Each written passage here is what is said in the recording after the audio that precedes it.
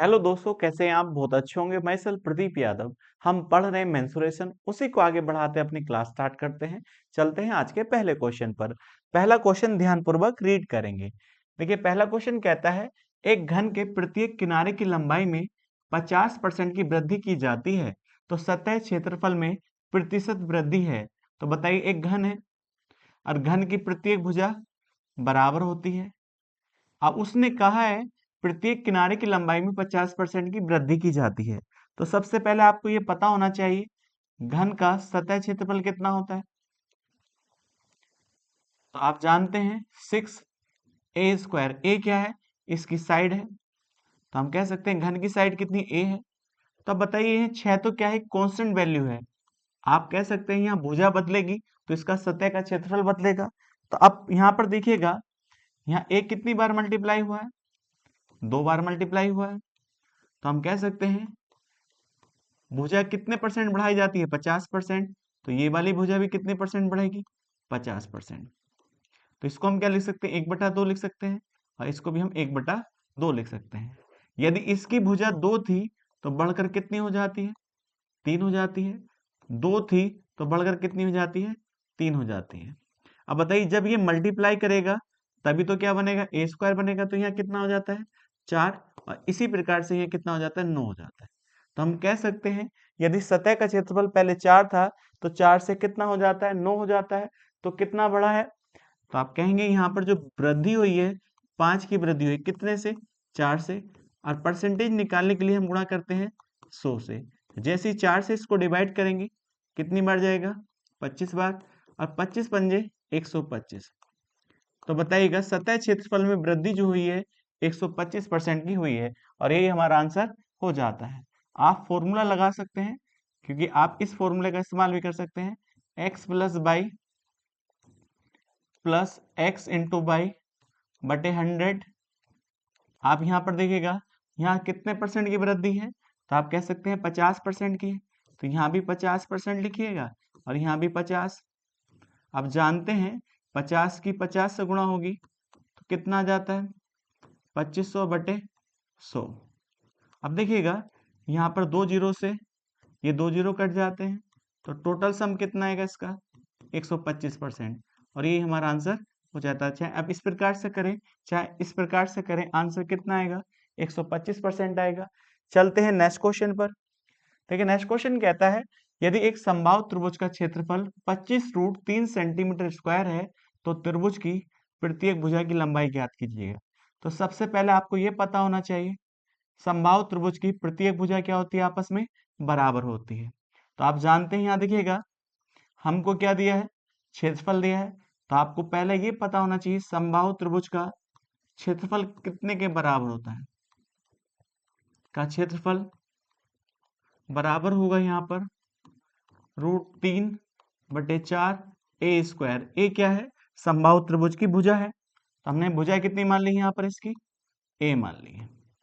अब एक बात बताइए, क्षेत्रफल हमको दे रखा है तो ये क्या आएगा? √3/4 a² बराबर 25√3। देखिए, √3 से √3 कट जाता है। अब 4 इधर डिवाइड करता है, इधर जाकर मल्टीप्लाई करेगा तो a² बराबर कितना होगा? 100 होगा। जब a² बराबर 100 है तो a का मान कितने के बराबर होगा? 10 सेंटीमीटर के। तो हम कह सकते हैं समबाहु त्रिभुज की जो भुजा है वह कितने के बराबर है? 10 सेंटीमीटर के। और यही हमारा आंसर हो जाता है। तो डी ऑप्शन इसका सही होगा। चलते हैं नेक्स्ट क्वेश्चन पर। देखिए, नेक्स्ट क्वेश्चन कहता है एक चतुर्भुज का विकर्ण 32 मीटर लंबा है। तो एक चतुर्भुज है, इसका एक विकर्ण जो दे रखा है वह 32 मीटर लंबा है। तो हम कह सकते हैं ये क्या है? विकर्ण है। इसकी लंबाई कितनी है? 32 मीटर है। आगे कहता है इसके दो अंतरलंब, इसका मतलब इस पर लंब खींचे जाते हैं। तो एक लंब जैसे आपसे कहें ए बी सी और ये डी क्या है? चतुर्भुज है। तो बी से लंब डाला जाता है ए सी पर, तो हम कह सकते हैं ये एम है। इसी प्रकार से डी से लंब डाला जाता है ए सी पर, तो ये कितना है? एन है। तो दोनों लंब देखिएगा हमें दिए हैं। तो यहाँ पर इसकी लेंथ कितना लिख लीजिएगा?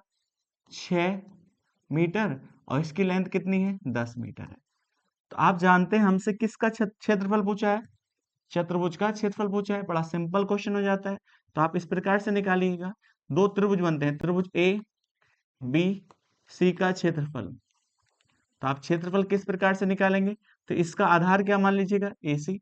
तो आप जानते हैं 1/2 आधार गुणा ऊंचाई होता है, ऊंचाई इसके अनुसार क्या है, ये लंब है, तो ए सी गुणा यहाँ पर बी एम हो जाता है। इसी प्रकार से हम कह सकते हैं दूसरा त्रिभुज बना है ए सी और डी का क्षेत्रफल। अच्छा, इसका क्षेत्रफल निकालेंगे तो यहाँ पर कितना है, 1/2 ए सी गुणा डी एन। अब बताइएगा दोनों क्षेत्रफल को हम यदि एक साथ जोड़ लें, इन दोनों क्षेत्रफल को एक साथ जोड़ लें, तो यहाँ क्या बन जाता है, चतुर्भुज बन जाता है। चतुर्भुज कौन सा, ए बी सी डी का क्षेत्रफल।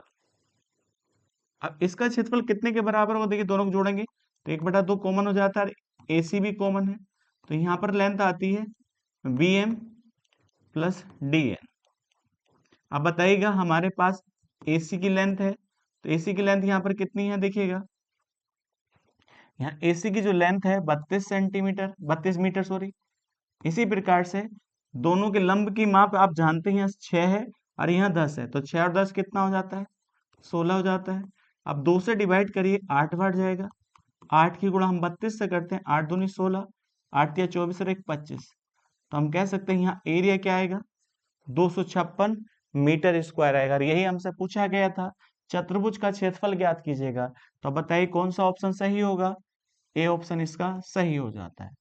चलते हैं नेक्स्ट क्वेश्चन पर। देखिए नेक्स्ट क्वेश्चन कहता है एक समलंब चतुर्भुज ट्रेपेजियम दिया है और उसका क्या दे रखा है, आपको क्षेत्रफल दिया है 1792। तो आप जानते हैं ट्रेपेजियम क्या होता है, इसमें दो भुजाएं समांतर होंगी, बराबर नहीं होती, समांतर होती हैं, और इसके लंब की माप समान होती है। तो आप कह सकते हैं ये क्या है, इसका लंब है, तो लंब की माप क्या होगी, समान। तो ए बी सी और डी ये क्या है, ट्रेपेजियम है। अब इसका क्षेत्रफल हमको दे रखा है, तो क्षेत्रफल कितना दिया है, 1792 सेंटीमीटर स्क्वायर दिया है।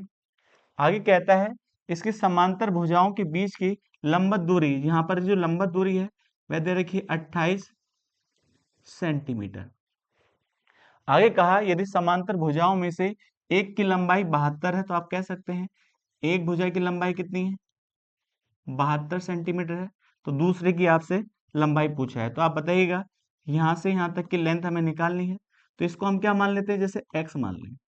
तो हम जानते हैं समलंब चतुर्भुज का क्षेत्रफल क्या होता है, समलंब चतुर्भुज का क्षेत्रफल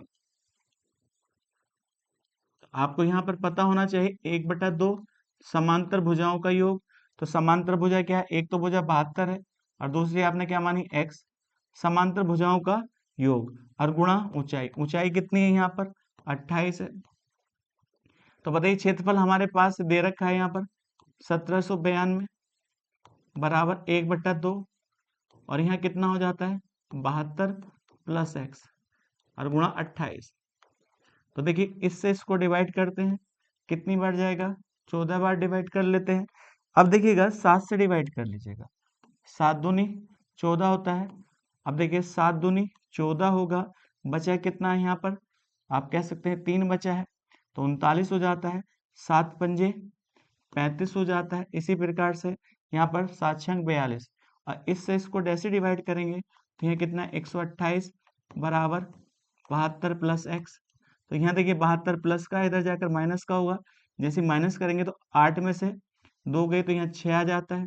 इसी प्रकार से 12 में से 7 गए तो यहाँ 5 आएगा, तो x का मान कितने के बराबर होगा, 56 के बराबर होगा, और ये हमारा आंसर हो जाता है। तो दूसरी भुजा की लंबाई कितनी होगी, 56 सेंटीमीटर, और ये हमसे पूछा गया था। चलते हैं नेक्स्ट क्वेश्चन पर। ठीक है, नेक्स्ट क्वेश्चन कहता है किसी आयताकार भूखंड की लंबाई और चौड़ाई क्रम से, तो एक बात बताइए, एक आयताकार भूखंड है जिसकी लंबाई दी है और चौड़ाई दी है, तो लंबाई कितनी है 10.5 मीटर और चौड़ाई जो है 8 मीटर। आगे कहता है 15.25 रुपए प्रति वर्ग मीटर की दर से पूरे भूखंड में घास लगाने की लागत क्या कीजिएगा। तो इसका मतलब इस वाले क्षेत्रफल में क्या लगाई जाती है, घास। तो अब आपको ये पता है क्षेत्रफल में घास लगाई जाती है, तो पहले आपको क्षेत्रफल निकालना है। तो आप जानते हैं आयत का क्षेत्रफल क्या होता है, लंबाई गुणा चौड़ाई होता है।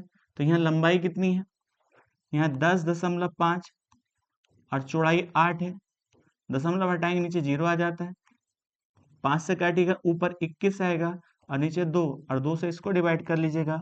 तो हम कह सकते हैं यहाँ पर देखिएगा कितना क्षेत्रफल आएगा, 84 मीटर स्क्वायर।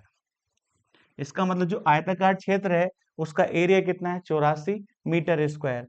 आगे देखिए रेट क्या दे रखा है, 15.25 रुपए प्रति मीटर स्क्वायर की दर से घास लगाई जाती है।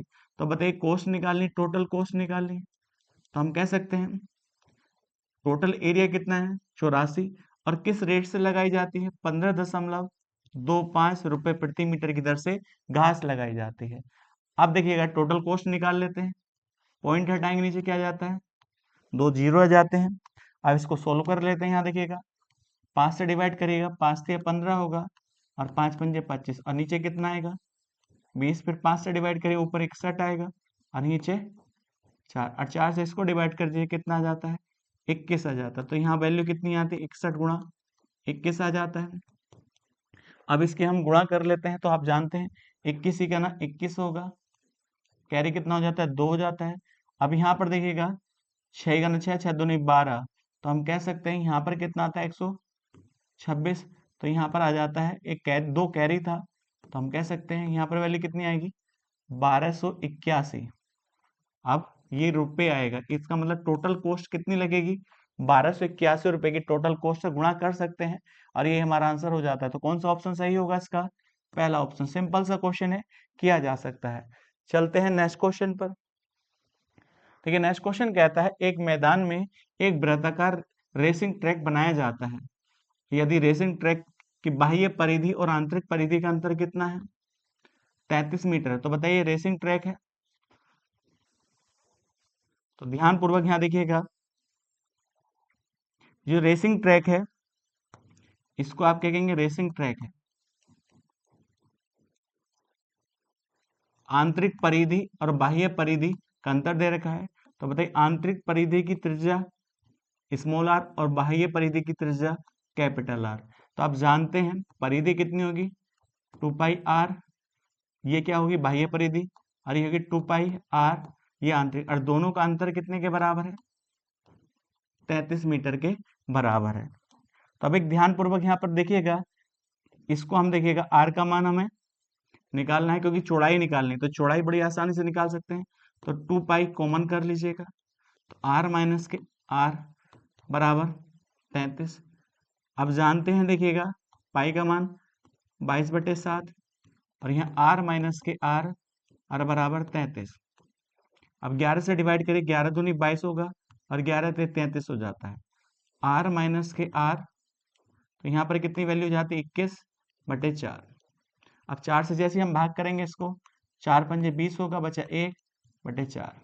तो ये क्या आ जाता है, चौड़ाई आ जाती है, और ये चौड़ाई क्या में आएगी, मीटर में आएगी। तो हम कह सकते हैं 5 सही 1/4 मीटर ये इस ट्रैकिंग की चौड़ाई है, ये चौड़ाई है। क्योंकि चौड़ाई किस प्रकार से निकाली जाएगी, बड़ी आर में से छोटी आर घटाई जाएगी तभी तो चौड़ाई आएगी, और दोनों का अंतर आपने निकाल लिया है। तो हम कह सकते हैं कौन सा ऑप्शन सही होगा इसका, पहला ऑप्शन इसका सही हो जाता है। सिंपल सा क्वेश्चन था, किया जा सकता है। चलते हैं नेक्स्ट क्वेश्चन पर। देखिए नेक्स्ट क्वेश्चन कहता है एक समद्विबाहु त्रिभुज का क्षेत्रफल ज्ञात कीजिए जिसका आधार 54 सेंटीमीटर लंबा है। तो आप बताइएगा समद्विबाहु त्रिभुज है जिसमें दो भुजाएं क्या होती हैं आपस में बराबर, तो ये भुजा इसके बराबर है। आगे उसने कहा आधार इसका कितना दिया है, 54 सेंटीमीटर। तो समद्विबाहु त्रिभुज का आधार आपको दे रखा है। आगे से कहता है प्रत्येक बराबर भुजा, तो इसका मतलब जो बराबर भुजा है वह कितनी है, 45 सेंटीमीटर, और ये भी क्या होगी 45 सेंटीमीटर। और आपसे क्या पूछा है, इसका क्षेत्रफल पूछा है, तो बड़ा सिंपल है। तो हम इसका क्षेत्रफल जानते हैं, मान लीजिएगा ये कितना है, ये भुजा x है तो ये भी x होगी, और ये क्या है y है। तो समद्विबाहु त्रिभुज का क्षेत्रफल क्या होता है, समद्विबाहु त्रिभुज का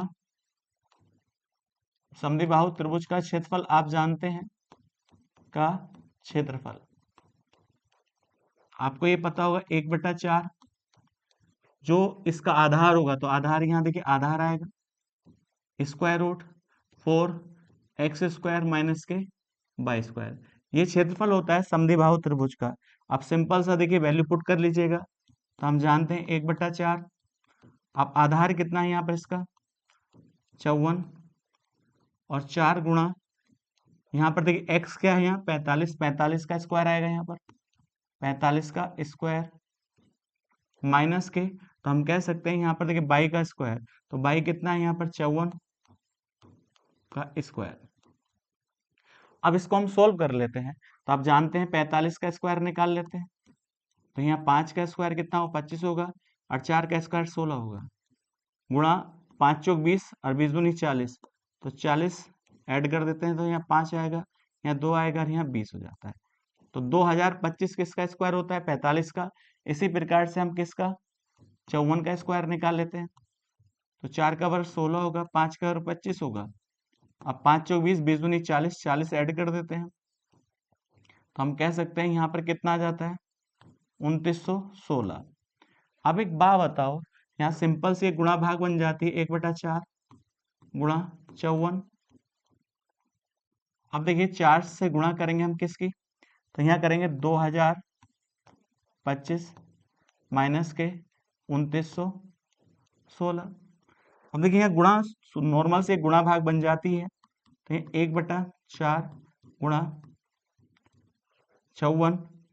अब जैसे इसकी गुणा करते हैं तो यहाँ पर गुणा कितनी आएगी देखिएगा 8100 गुणा आएगी माइनस के 2916 हो जाता है। अब इसको हम घटा लेते हैं, यहाँ पर देखिएगा 4 गुणा 54, हम कह सकते हैं यहाँ कितना आएगा 84 आएगा। अब यहाँ कितना बचा है देखिएगा 10, 10 में से 9 जाएगा 1 आएगा, और यहाँ 7, 7 में से कितना जाएगा यहाँ 2, तो 5 आ जाता है। अब इसका स्क्वायर रूट आपको पता होना चाहिए, तो हम कह सकते हैं 5184 का स्क्वायर रूट हम निकालते हैं, तो हम कह सकते हैं 7 7 49 होगा, तो बच्चा कितना है 284 या 14 आएगा, तो हम कह सकते हैं ये किसका स्क्वायर है 72 का स्क्वायर है। तो इसके स्थान पर क्या लिख सकते हैं 72, 1/4 गुणा 54 गुणा 72, इससे इसको डिवाइड करें कितना आएगा 18 आएगा। तो बताइएगा यहाँ पर जैसे मल्टीप्लाई करते हैं 54 गुणा 18, तो 18 चौक 72 होगा, तो देखिए लास्ट में 2 ये आता है, तो हम कह सकते हैं इसकी मल्टीप्लाई कितनी आएगी 972 सेंटीमीटर स्क्वायर। बड़ा अच्छा क्वेश्चन है, सावधानी पूर्वक किया जाए तो बड़ा आसानी से किया जा सकता है। चलते हैं नेक्स्ट क्वेश्चन पर। नेक्स्ट क्वेश्चन कहता है तार का एक टुकड़ा 70 सेंटीमीटर त्रिज्या के साथ एक वृत्त बनाने के लिए मोड़ा जाता है। इसका मतलब एक तार का एक टुकड़ा है, इस तार के टुकड़े को मोड़कर एक वृत्त बनाया जाता है, और उस वृत्त की त्रिज्या कितनी है साफ साफ दी है 70 सेंटीमीटर। तो बताइए तार मोड़कर बना है वृत्त, तो हम कह सकते हैं ये वाला क्या होगी इसकी परिधि तो होगी, यही तो तार होगा। और आप जानते हैं वृत्त की परिधि कितनी होती है, तो यहाँ पर क्या होगा वृत्त की परिधि किसके बराबर होगी तार की लंबाई के, तो यहाँ बराबर किसकी होगी तार की लंबाई के। तो परिधि यहाँ पर कितना होगी 2 पाई r, ये किसके बराबर तार की लंबाई के। तो इसी प्रकार से यहाँ देख सकते हैं देखिएगा 2 पाई की वैल्यू 22/7 होगी, r का मान यहाँ पर कितना है देखिएगा 70 है, इससे इसको डिवाइड करेंगे तो कितना आएगा यहाँ पर 10 आएगा। तो हम कह सकते हैं तार की लंबाई कितनी होगी 440 सेंटीमीटर। इसका मतलब तार की जो लंबाई है वह कितनी है 440 सेंटीमीटर है। अब एक बात बताइए आगे क्या कहता है, यदि इस तार के टुकड़े को एक वर्ग बनाने के लिए मोड़ा जाता है, इसका मतलब ये तार का जो टुकड़ा है इस टुकड़े को मोड़कर क्या बनाया जाता है वर्ग, तो वर्ग की प्रत्येक भुजा क्या होती है बराबर होती है। तो हम कह सकते हैं इसका जो पैरामीटर होगा पैरामीटर जो होगा वह तार की लंबाई के बराबर होगा, तार की लंबाई के क्या होगा, बराबर होगा। तो तार की लंबाई हमारे पास है। अब वर्ग का पैरामीटर कितना होता है, 4 इंटू साइड, कितना होता है, 4 इंटू साइड। तो अब बताइए तार की लंबाई कितनी है, 440 सेंटीमीटर है। तो अब यहाँ देखिए 4 से डिवाइड करेंगे तो हम कह सकते हैं वर्ग की साइड जो होगी वह कितनी आ जाती है, 110 सेंटीमीटर। तो हमसे क्या पूछा गया है, वर्ग की भुजा ज्ञात करिएगा। तो हम कह सकते हैं तो वर्ग की जो भुजा होगी वह कितनी होगी, 110 सेंटीमीटर होगी, और ये हमारा आंसर हो जाता है। सिंपल सा क्वेश्चन है, किया जा सकता है। चलते हैं नेक्स्ट क्वेश्चन पर। नेक्स्ट क्वेश्चन कहता है एक चतुर्भुज में इसके एक विकर्ण की लंबाई 23 सेंटीमीटर। एक चतुर्भुज है, इस चतुर्भुज में इसके एक विकर्ण की लंबाई जो है वह 23 सेंटीमीटर है। आगे क्या कहा गया है सवाल में, यदि इस विकर्ण पर अन्य दो शीर्ष से खींचे गए लंब की माप, इसका मतलब इस शीर्ष से यहाँ लंब खींचा गया है और इस शीर्ष से यहाँ लंब खींचा गया है। तो हम कह सकते हैं ए बी सी और डी क्या है, एक चतुर्भुज है। अब यहाँ लंब जो है हम कह सकते हैं यहाँ एम है और ये एन है। तो बी एम और डी एन क्या है, ये लंब है और इनकी माप दे रखी है। तो एक को कह दीजिएगा 17 सेंटीमीटर और दूसरे को कह दीजिएगा 7 सेंटीमीटर। तो आपसे क्या पूछा है, देखिए चतुर्भुज का क्षेत्रफल ज्ञात करिएगा। तो इस प्रकार के क्वेश्चन बहुत सारे आ चुके हैं और ये सिंपल सा क्वेश्चन है, ये भी किया जा सकता है। तो हम पहले क्या निकाल लें, त्रिभुज एबीसी का क्षेत्रफल निकाल लें। तो आप जानते हैं ऊंचाई हमारे पास है और आधार क्या मान लें, एसी मान लें। तो बताइएगा त्रिभुज का क्षेत्रफल क्या होता है, 1/2 आधार। तो आधार यहाँ क्या है, एसी, और गुणा ऊंचाई क्या है, बीएम है। इसी प्रकार से हम दूसरे त्रिभुज का क्षेत्रफल निकाल लेते हैं, ए सी डी का क्षेत्रफल। अब आप कह सकते हैं यहाँ पर क्या हो, 1/2, इसी का भी आधार एसी है और इसकी ऊंचाई क्या होगी, डी एन होगी। यदि हम दोनों को जोड़ दें एक साथ तो ये क्षेत्रफल आ जाता है, किसका क्षेत्रफल आता है, तो हम कह सकते हैं चतुर्भुज ए बी सी डी का क्षेत्रफल आ जाता है। और यहाँ पर क्या आएगा, 1/2 AC कॉमन हो जाता है और यहाँ पर क्या आएगा, B M plus D N. यहाँ पर ये दिक्कत नहीं होनी चाहिए। तो अब बताइए यहाँ पर वैल्यू क्या आएगी, 1/2, AC का मान कितना है, यहाँ 23 है और इन दोनों का सम कितना है, तो आप कह सकते हैं 24 है। 2 से भाग करिएगा तो यहाँ 12 आएगा, तो यहाँ 23 गुणा 12, तो 12 तिया 36 हो जाता है। अब 12 दूनी 24 और 24 में 3 जोड़ें तो हम कह सकते हैं 27 हो जाता है। तो आप कह सकते हैं यहाँ पर देखिएगा चतुर्भुज का क्षेत्रफल कितना होगा, 276 सेंटीमीटर स्क्वायर, और ये हमारा आंसर हो जाता है। तो ए ऑप्शन इसका करेक्ट हो जाता है। चलते हैं नेक्स्ट क्वेश्चन पर। लेकिन नेक्स्ट क्वेश्चन कहता है एक वृत्त का क्षेत्रफल एक वर्ग के क्षेत्रफल के बराबर है।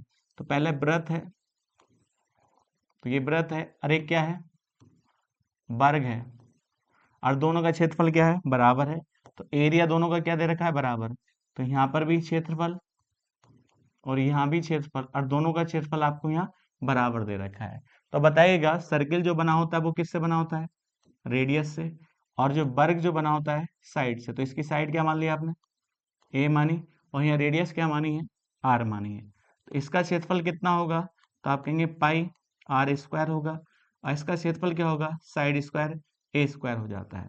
तो यदि हम साइड देखेगा रेशियो निकालें, आर स्क्वायर बटे ए स्क्वायर बराबर है क्या हो जाता है, 1/पाई हो जाता है।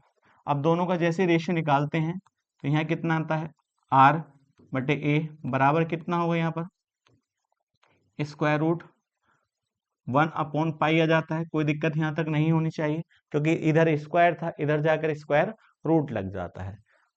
अब आपसे क्या पूछा गया उसके अनुसार आपको आंसर देखना होगा। आपसे पूछा है वृत्त की परिधि, तो आप जानते हैं वृत्त की परिधि कितनी होती है, 2πr होती है।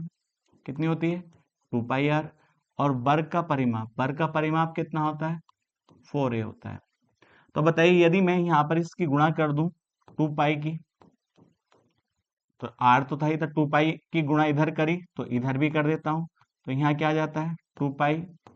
अब एक का स्क्वायर रूट तो एक ही होता है, तो यहाँ पर तो 2 पाई आ जाता है और नीचे क्या आएगा, पाई। अब देखिएगा तो ये तो परिधि हो जाती है, लेकिन आपको यहाँ परिमाप चाहिए, तो ए तो है ही, तो 4 से गुणा इधर कर दें, तो 4 से गुणा इधर कर दे, कोई फर्क नहीं पड़ेगा। तो यहाँ पर ये परिधि बन जाती है, यहाँ परिमाप बन जाता है। तो अब इसका रेशियो आप निकाल लो, बड़ा आसान बन जाता है। तो पहले 2 से काट दीजिएगा 2 बार। अब पाई से इसको काटेंगे तो ऊपर कितना आ जाएगा, देखिएगा रूट पाई आ जाएगा और नीचे कितना आ जाएगा, 2 आ जाएगा। यही रेशियो आ जाता है रूट पाई अपॉन 2, और यही हमारा आंसर हो जाता है। तो कौन सा ऑप्शन सही होगा, बी ऑप्शन इसका करेक्ट हो जाता है। बड़ा आसान क्वेश्चन है, किया जा सकता है। चलते हैं नेक्स्ट क्वेश्चन पर। नेक्स्ट क्वेश्चन कहता है एक समद्विबाहु त्रिभुज के आधार पर खींची गई ऊंचाई 12 सेंटीमीटर और परिधि 36 सेंटीमीटर है। तो बताइएगा, उसने कहा देखिएगा समद्विबाहु त्रिभुज के आधार पर, तो हम कह सकते हैं यहाँ देखिएगा ये समद्विबाहु त्रिभुज का आधार, क्योंकि इसमें कितनी भुजा बराबर होंगी, 2 भुजा बराबर होंगी, तो ये भुजा इसके बराबर है। आधार पर ऊंचाई खींची गई है, तो ऊंचाई कितनी है यहाँ पर 12 सेंटीमीटर है, और परिधि कितनी दे रखी है 36 सेंटीमीटर। तो परिधि का मतलब जानते हैं सारी भुजाओं का योग। तो अब एक बात बताइएगा, तो त्रिभुज का क्षेत्रफल पूछा है, तो बड़ा आसान है, यदि आप जाने तीनों भुजाओं का योग कितना है, यहाँ पर 36 सेंटीमीटर है, ये क्या है, इसका परिमाप है। यदि आप थोड़ा सा लॉजिक लगा लें, क्योंकि हम जानते हैं ये भुजा इसके बराबर होगी, और ट्रिपलेट आपको पता है, तो ट्रिपलेट क्या पता है 5 12, 5 और 12, यहाँ क्या आ जाता है 13। इसका मतलब क्या होता है, ट्रिपलेट कब लगता है, जब राइट एंगल ट्रायंगल होता है। इसका मतलब 5 का वर्ग प्लस 12 का वर्ग बराबर होता है 13 के वर्ग के, क्योंकि ये ट्रिपलेट बन जाता है। तो हमारे पास देखिए 12 तो है, यदि यहाँ 5 हो जाए तो ये 5 हो जाता है, ये 12 हो जाता है, तो इसके अनुसार ये 13 होना चाहिए। तो आप कहेंगे आपको कैसे पता ये 13 होगा, मैंने कहा पैरामीटर कितना होना चाहिए, 36 होना चाहिए। यदि 36 होता है तो ये रेशियो यही बनना चाहिए। तब एक बात बताइए, यदि ये 13 है तो इसका मान भी कितना होगा, यहाँ से लेकर यहाँ तक 13 होगा, क्योंकि ये समद्विबाहु त्रिभुज है, दोनों भुजाएं बराबर होंगी। 13 और 13 26 हो जाता है, और ये 5 है तो ये भी कितना होगा, यहाँ से यहाँ तक 5 होगा। तो हम कह सकते हैं ये टोटल कितनी होगी 10। तो तीनों भुजाओं को जैसे जोड़ते हैं तो तीनों भुजाओं का योग कितना आता है, 36 सेंटीमीटर आ जाता है, नहीं आ जाता है। तो सिंपल सा क्वेश्चन बन जाता है। तब एक बात बताइएगा, आपसे क्या पूछा है, त्रिभुज का क्षेत्रफल ज्ञात कीजिएगा। तब एक बात बताओ, क्षेत्रफल किसी भी प्रकार से निकाल सकते हैं, कोई जरूरी नहीं कि आप समद्विबाहु त्रिभुज का क्षेत्रफल लगाएं इसमें। हम जानते हैं इसका क्षेत्रफल निकालना है तो 1/2, आधार कितना है इसका 5 है, और ऊंचाई कितनी है इसकी 12 है। तो ये किसका क्षेत्रफल बनेगा, जैसा आप इसका नाम दे दें ए बी और सी, और ये ओ है, तो ये त्रिभुज ए ओ बी का क्षेत्रफल हो जाता है, का क्षेत्रफल।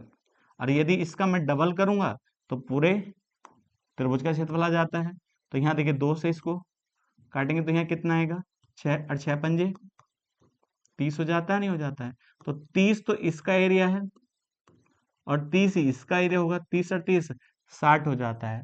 तो हमसे ये पूछा गया है त्रिभुज एबीसी का क्षेत्रफल कितना होगा, तो त्रिभुज ए बी सी का क्षेत्रफल हमसे जो पूछा गया है वह कितने के बराबर होगा, 60 सेंटीमीटर इसके स्क्वायर के बराबर, और यही हमारा आंसर हो जाता है। बड़ा अच्छा क्वेश्चन है, किया जाए तो एक लाइन का है। चलते हैं नेक्स्ट क्वेश्चन पर।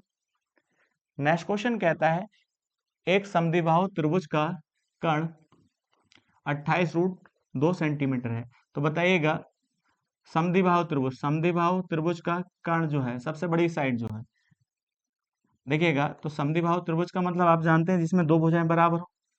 तो ये क्या है, इसकी हाइपोटेन्यूज है, जो 90 के सामने होती है सबसे बड़ी भुजा वही तो होती है, कर्ण होती है। इसका मतलब ये दोनों भुजाएं आपस में क्या है, बराबर है। और इसकी सबसे बड़ी भुजा कितनी है, 28√2 है। तो ये ए है, ये बी है और ये सी है। तो आप जानते हैं जब ये दोनों भुजा बराबर हैं और ये 28√2 है, तो पक्का ये कितनी होगी, 28 ही होगी, और 28 ही होगी। तो हमारे पास देखिएगा समद्विबाहु त्रिभुज की सारी भुजाएं आ चुकी हैं, मगर हमसे क्या पूछा गया है, क्षेत्रफल पूछा है। तो यहाँ पर ये क्या बन जाता है, समकोण त्रिभुज भी बन जाता है और समद्विबाहु भी बन जाता है। तो अब एक बात बताइए, इसका क्षेत्रफल क्या होता है, तो आप जानते हैं समकोण त्रिभुज का क्षेत्रफल होता है, समकोण त्रिभुज का क्षेत्रफल, त्रिभुज का क्षेत्रफल यहाँ पर कितना होगा, 1/2 आधार गुणा ऊंचाई। तो बताइए इससे इसको डिवाइड करेंगे, यहाँ 14 आएगा। अब आप जानते हैं इसकी जैसे मल्टीप्लाई करेंगे यहाँ पर देखिएगा 14 अट्ठे कितना होता है, आप जानते हैं यहाँ पर कितना हो 112 हो जाता है। तो अब यहाँ पर कितना कैरी है, तो हम कह सकते हैं 11 कैरी है। अब यहाँ देखिए 14 दूनी 28, 28 जैसे इसमें जोड़ते हैं तो यहाँ पर कितना हो जाता है 39 हो जाता है। तो हमारे हिसाब से इसका एरिया कितना होगा 392 सेंटीमीटर स्क्वायर होगा, और यही हमारा आंसर हो जाता है। तो सी ऑप्शन इसका करेक्ट होगा। बड़ा अच्छा क्वेश्चन है, किया जा सकता है। चलते हैं नेक्स्ट क्वेश्चन पर। नेक्स्ट क्वेश्चन कहता है एक त्रिभुज का क्षेत्रफल ज्ञात कीजिए जिसकी भुजाएं 5 सेंटीमीटर, 7 सेंटीमीटर और 11 सेंटीमीटर है। तो एक बात बताइए, एक त्रिभुज है, अब इस त्रिभुज की भुजाएं हैं 5 सेंटीमीटर, 7 सेंटीमीटर और 11 सेंटीमीटर। तो यह त्रिभुज कौन सा बनता है, स्केलेन ट्रायंगल बनता है, विषमबाहु त्रिभुज होगा।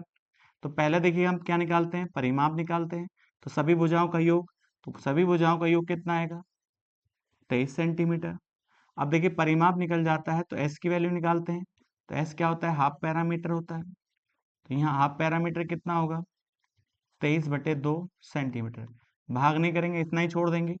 अब बताइए हमें निकालना है त्रिभुज का क्षेत्रफल।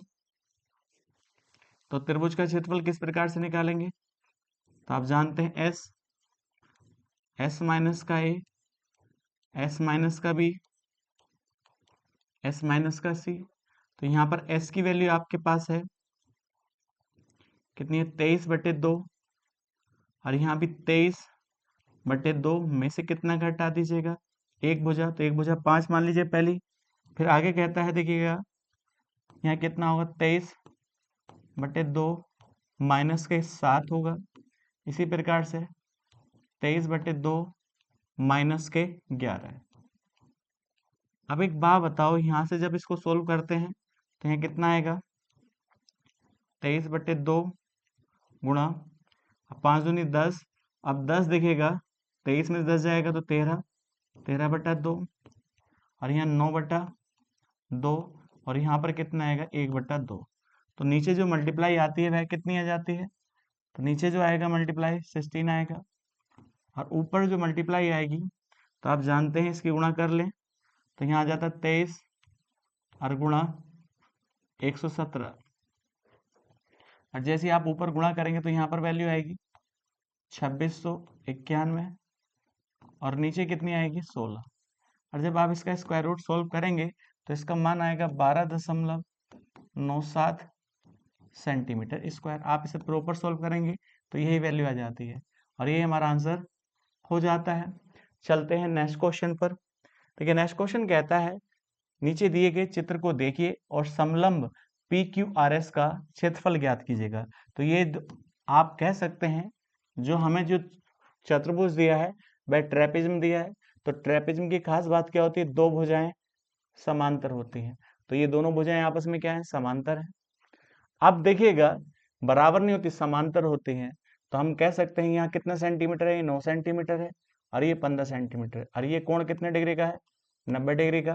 तो यहाँ राइट एंगल ट्रायंगल थ्योरम लगा देते हैं हम, जो आप पाइथागोरस में जानते हैं। तो आप बताइएगा 225 किसका स्क्वायर होता है 15 का, और माइनस के 81। जैसे इसे घटाएंगे तो 5 में से 1 गया तो 4 आएगा, और यहाँ पर कितना हो जाता है 12 में से 8 गया तो 4 आएगा, और यहाँ 1 आएगा। और ये किसका स्क्वायर रूट होता है 12 का स्क्वायर रूट होता है। तो हम कह सकते हैं ये वाली लेंथ कितनी होगी 12 सेंटीमीटर होगी।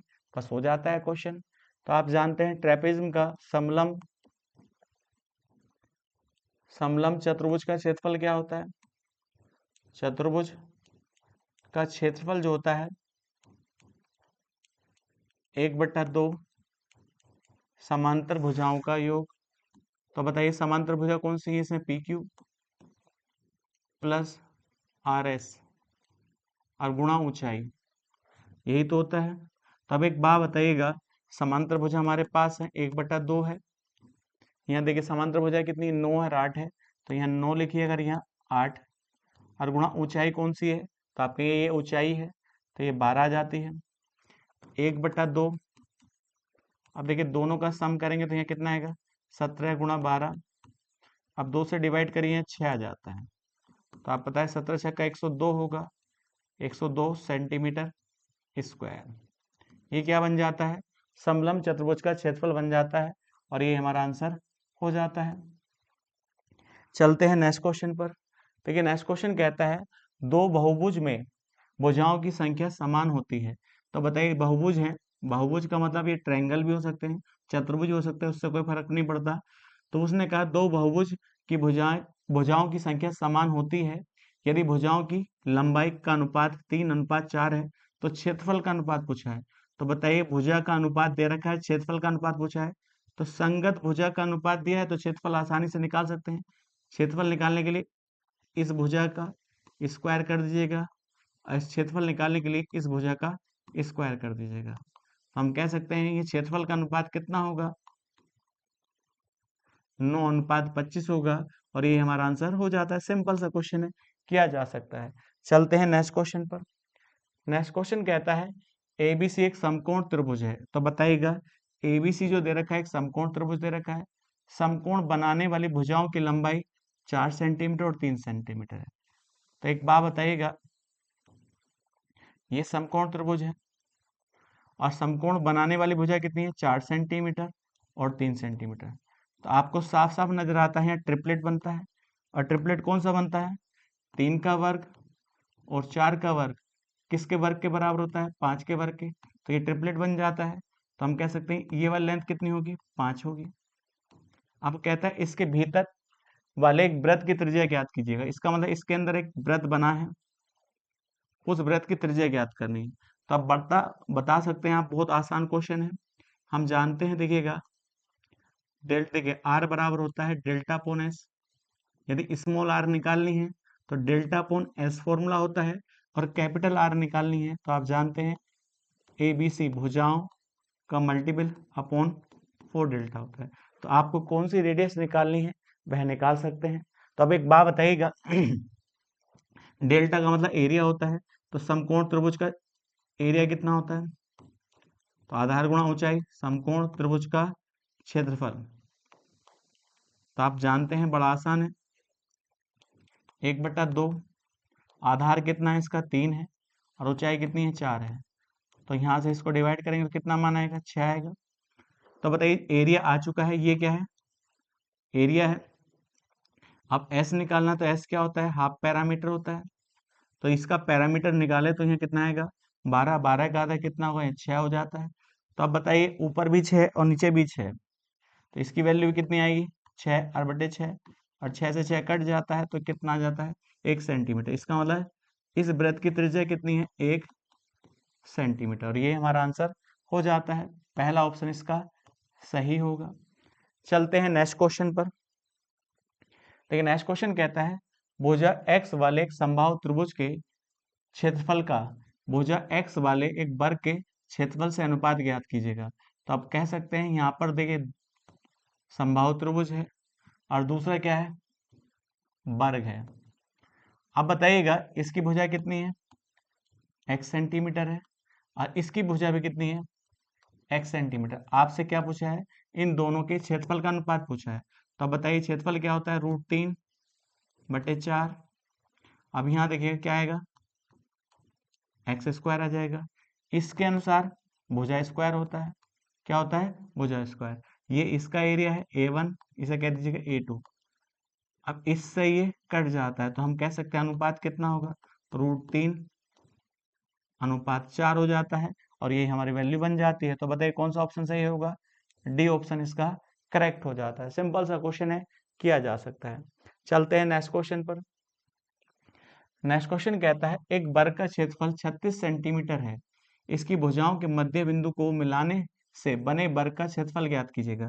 तो बड़ा आसान है, एक वर्ग है जिसकी सारी भुजाएं आपस में क्या होती हैं, बराबर होती हैं। अब वो कहता है इस वर्ग के भुजाओं के मध्य बिंदु को मिलाने पर जो वर्ग बना है, तो पहले एक ध्यान दीजिएगा, वर्ग बनाइएगा। अब इस वर्ग का क्षेत्रफल पूछा है, तो आपको इस वाले का क्षेत्रफल दिया है, कितना दिया है, 36 सेंटीमीटर स्क्वायर। तो आप जानते हैं भुजा स्क्वायर क्या होता है, एरिया होता है 36 सेंटीमीटर। तो हम कह सकते हैं भुजा कितनी होगी इसकी, 6 सेंटीमीटर होगी। तो बताइएगा जो ये वर्ग दिया है इसकी भुजा कितनी है, 6 सेंटीमीटर है। तब एक बात बताइएगा, तो हम कह सकते हैं ये क्या है, इसका विकर्ण है। यदि इस विकर्ण को मिलाया जाए तो आप कहेंगे ये भी कितना सेंटीमीटर होगा, 6 सेंटीमीटर होगा। इसका मतलब अंदर वाले का आपको विकर्ण दिया है, क्या दिया है, विकर्ण दिया है, और विकर्ण कितने के बराबर है, 6 सेंटीमीटर के। तो इसका एरिया निकाल सकते हैं। तो अब देखिए इसका जब एरिया निकालेंगे, क्षेत्रफल निकालेंगे, तो आप जानते हैं क्षेत्रफल कैसे निकाला जाता है। यदि विकर्ण है, विकर्ण दिया है तो विकर्ण का स्क्वायर करके आधा कर दें तो वर्ग का क्षेत्रफल निकल जाता है। तो हम कह सकते हैं यहाँ पर भुजा कितनी है, 6, 6 का वर्ग कितना होगा, 36/2। तो बताइएगा जो अंदर वाला वर्ग बना है उसका एरिया कितना होगा, 18 सेंटीमीटर स्क्वायर होगा। और ये हमारा आंसर हो जाता है। तो पहला ऑप्शन इसका सही हो जाता है। चलते हैं नेक्स्ट क्वेश्चन पर। देखिए नेक्स्ट क्वेश्चन कहता है 60,000 गुना आवर्धित जीवाणु का एक बिंब 6 सेंटीमीटर की लंबाई प्राप्त करता है। तो बताइएगा बैक्टीरिया की वास्तविक लंबाई कितनी है। तो हमने इसकी वास्तविक लंबाई मान ली, वास्तविक जो रियल लंबाई है वह मान ली आपने। तो हमने कहा रियल लंबाई इसकी कितनी है, x है। अब वो कहता है यदि इस का कितना गुना किया जाए, इस x का 60,000 गुना किया जाए तो वह कितनी लंबाई के बराबर होता है, 6 सेंटीमीटर के बराबर होता है। तो आप देखिए इधर ही क्या करता है, ये मल्टीप्लाई उधर जाकर डिवाइड करेगा। तो x की वैल्यू कितनी होगी, 6/60,000। इससे इसको डिवाइड करेंगे तो ये कितना मान आएगा, तो हम कह सकते हैं 1/10,000, और ये इसकी वैल्यू हो जाती है। तो बी ऑप्शन इसका करेक्ट होगा। सिंपल सा क्वेश्चन है, किया जा सकता है। चलते हैं नेक्स्ट क्वेश्चन पर। नेक्स्ट क्वेश्चन कहता है 1250 पाई सेंटीमीटर स्क्वायर क्षेत्रफल का अर्धवृत्त एक आयत के अंदर रखा गया है। तो बताइएगा एक आयत है, उसके अंदर क्या रखा गया है, अर्धवृत्त रखा गया है। तो इस प्रकार से आप ये आयत बना लीजिएगा। इसका मतलब आयत है ए, बी और सी और डी। अब इसके अंदर एक अर्धवृत्त रखा गया है। अब बताइएगा उसने कहा अर्धवृत्त का व्यास आयत की लंबाई के साथ संपाती है, इसका मतलब आयत की लंबाई के अनुसार बराबर है। तो आयत का क्षेत्रफल ज्ञात कीजिए। तो बताइए अर्धवृत्त का क्षेत्रफल आपको दे रखा है, अर्धवृत्त का क्षेत्रफल कितने के बराबर है, यहाँ पर देखिएगा 1250 पाई के बराबर है। और हम जानते हैं अर्धवृत्त का क्षेत्रफल कितना होता है, पाई r²/2 बराबर 1250 पाई। पाई से पाई कट जाता है, r²। अब देखिए 2 इधर डिवाइड करता है, उधर जाकर मल्टीप्लाई करेगा तो ये कितना आएगा 2500। तो r का मान कितना हो जाता है, यहाँ 50 हो जाता है। इसका मतलब हम ये कह सकते हैं जो रेडियस है, ये रेडियस यहाँ से यहाँ तक कितनी है, ये 50 है। तो यहाँ भी कितनी होगी, 50 होगी। तो ये टोटल जो आयत की लंबाई होगी वह कितनी हो जाती है, 100 सेंटीमीटर। कितनी हो जाती है, 100 सेंटीमीटर। तो आपसे क्या पूछा, आयत का क्षेत्रफल ज्ञात कीजिएगा। तो बड़े सिंपल सी बात है। तो हम कह सकते हैं देखिए ये क्या है, इसकी रेडियस ये भी, और ये किसके बराबर होगी, चौड़ाई के। तो रेडियस कितनी है इसकी, 50 है। तो हम कह सकते हैं आयत की जो चौड़ाई है वह 50 सेंटीमीटर है, और इसकी जो लंबाई है वह कितने सेंटीमीटर है, 100 सेंटीमीटर। अब हमें क्या निकालना है, क्षेत्रफल निकालना है। किसका क्षेत्रफल निकालना है, आयत का। तो हम जानते हैं आयत का जो क्षेत्रफल होता है लंबाई गुणा चौड़ाई होती है। तो लंबाई कितनी है यहाँ पर देखिए 100, और चौड़ाई कितनी है यहाँ पर देखिए 50। जैसे हम गुणा करेंगे तो यहाँ पर कितनी वैल्यू हो जाती है, 5000 सेंटीमीटर स्क्वायर। ये किसका क्षेत्रफल आ जाता है, आयत का क्षेत्रफल आ जाता है। तो हम कह सकते हैं इसका पहला ऑप्शन सही हो जाता है। चलते हैं नेक्स्ट क्वेश्चन पर। नेक्स्ट क्वेश्चन कहता है एक वर्ग का विकर्ण रूट 200 सेंटीमीटर है। तो बताइए एक वर्ग है, अब उसका विकर्ण कितना दे रखा है, रूट 200 है। तो ये बताइए रूट 200 है। आगे उसने कहा यदि एक आयत की भुजाओं का अनुपात 5:2 है जो वर्ग के क्षेत्रफल के समान है। तो अब एक बात बताओ, ये क्या था, वर्ग है। तो हम जानते हैं इसको क्या लिखा जा सकता है, 10√2 लिखा जा सकता है, डायगोनल्स को यहाँ से यहाँ तक को। यदि ये 10√2 है तो इसकी भुजा कितनी होगी, 10 होगी। तो ये भी 10 होगी क्योंकि वर्ग की प्रत्येक भुजा क्या होती है, बराबर होती है। अब इसका क्षेत्रफल कितना होगा, तो हम जानते हैं वर्ग का क्षेत्रफल होता है भुजा स्क्वायर होता है। तो यहाँ भुजा कितनी है, 10। तो 10 का स्क्वायर कितना होगा, यहाँ पर देखिएगा 100 सेंटीमीटर स्क्वायर होगा। आगे उसने कहा यदि एक आयत की भुजाओं का अनुपात, तो एक आयत है, इनकी भुजाओं का अनुपात कितना है, 5:2 है, 2 है, जो वर्ग के क्षेत्रफल के समान है। अब देखिएगा इसका मतलब आयत का क्षेत्रफल किसके समान है, वर्ग का क्षेत्रफल के। तो हम कह सकते हैं ये 5x कह दीजिएगा, इसे 2x कह दीजिएगा। तो इसका क्षेत्रफल कितना होगा, लंबाई गुणा चौड़ाई। तो 5x गुणा 2x बराबर कितने के हो जाता है, यहाँ देखिएगा 100 के। तो हम कह सकते हैं यहाँ कितना है, 10x² बराबर 100, 0 से 0 कट जाता है। तो x² बराबर 10, x की वैल्यू कितनी आ जाती है, √10 आ जाती है। जब x का मान √10 आ जाता है, लेकिन आपसे पूछा क्या गया है, आयत की लंबाई ज्ञात करिए। तो x का मान आ चुका है, तो हम इसको कितना कह सकते हैं, देखिएगा तो यहाँ आ जाएगा 5√10। लेकिन ऑप्शन में इस प्रकार से नहीं दिया है, तो 5 अंदर जाएगा तो 25 बन जाएगा।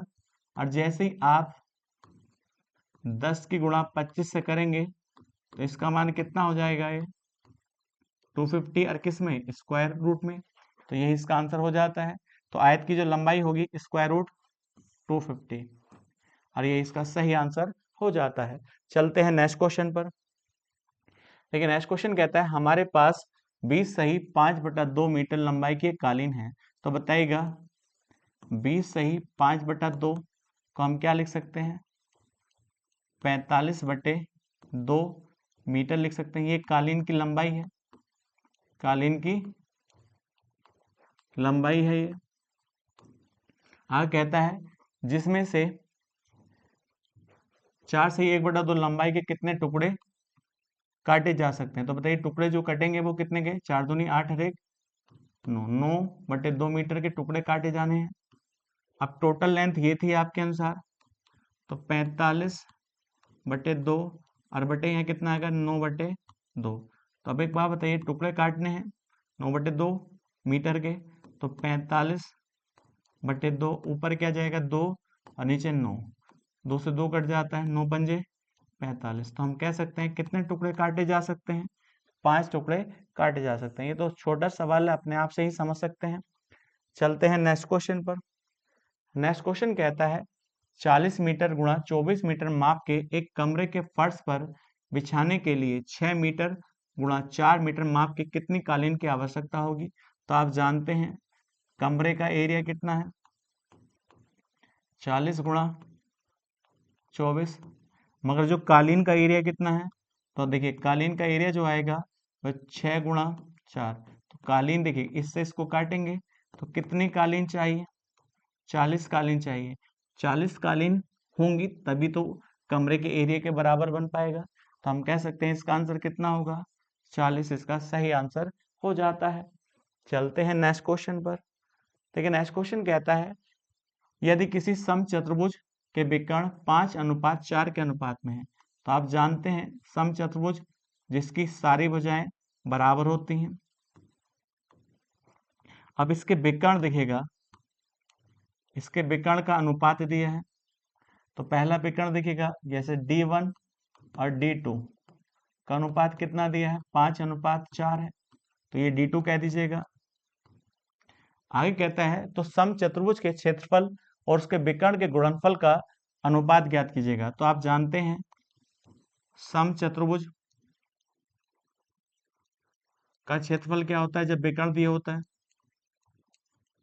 समचतुर्भुज का क्षेत्रफल कितना होता है जब विकर्ण दिया होता है? 1/2 d1 और d2। तो हम इसको मान लें 5x और इसको मान लें 4x। तो हम कह सकते हैं 1/2 5 चौक 20 एक्स स्क्वायर। तो ये कितना एरिया आएगा इसका? 10x स्क्वायर आएगा। कोई दिक्कत नहीं है। अब उसने कहा विकर्ण के गुणनफल का अनुपात पूछा है, तो विकर्ण के गुणनफल का अनुपात कितना होगा? देखिए यहाँ पर 5 चौक 20 एक्स स्क्वायर होगा, और दोनों का अनुपात पूछा है, तो हम कह सकते हैं एक अनुपात कितना होगा? 2 होगा। ये हमारा आंसर हो जाता है। तो पहले क्षेत्रफल रखना है, फिर बाद में विकर्णों के गुणनफल को रखना है। तो 1:2 होगा, ना कि 2:1 होगा। ध्यान पूर्वक करेंगे। चलते हैं नेक्स्ट क्वेश्चन पर। देखिए नेक्स्ट क्वेश्चन कहता है एक वृत्ताकार पहिए की त्रिज्या, तो एक पहिया है और जिसकी त्रिज्या कितनी है? 7/4 मीटर। अब एक बात बताइए, पहिया है, इसकी त्रिज्या दे रखी, तो एक चक्कर की लेंथ निकाल लेते हैं। एक चक्कर में चली गई दूरी निकाल लेते हैं। तो एक चक्कर कितने के बराबर होगा? 2πr के। किसके? 2πr के। तो बताइएगा पाई का मान कितना है यहाँ पर? 22/7। आर का मान कितना है? 7/4। 7 से 7 कट जाता है, इससे इसको डिवाइड करेंगे 2 बार, 2 से इसको डिवाइड करेंगे, तो हम कह सकते हैं एक चक्कर जो है कितने मीटर का है? एक चक्कर की लेंथ कितनी है? 11 मीटर की है। तो वो कहता है पहिया 22 किलोमीटर की दूरी तय करने में कितने चक्कर घूमता है? तो बताइएगा कितनी दूरी चलना है? 22 किलोमीटर पहिए को। तो हम कह सकते हैं इसे मीटर बनाए, तो हम कह सकते हैं 22,000 मीटर पहिए की टोटल दूरी चलना है। अब एक चक्कर में कितनी दूरी चलता है? 11। तो दो चक्कर में, तो 2 से गुणा कर देंगे। 3 चक्कर में 3 से, इसका मतलब इतनी दूरी चलने में पहिए को कितने चक्कर लगाने पड़े? x चक्कर, क्योंकि एक चक्कर में 11, तो 2 चक्कर में 2 से गुणा, 3 चक्कर में 3 से गुणा, तो हमने माना कितने चक्कर लगाए? x। इससे इसको डिवाइड करेंगे, तो हम कह सकते हैं यहाँ पर कितने चक्कर आएंगे? 2000। इसका मतलब 2000 चक्कर चलेगा पहिया, तो वह कितने मीटर के? 22,000 मीटर या 22 किलोमीटर के बराबर दूरी तय करेगा। तो बताइए कितना आंसर आएगा इसका?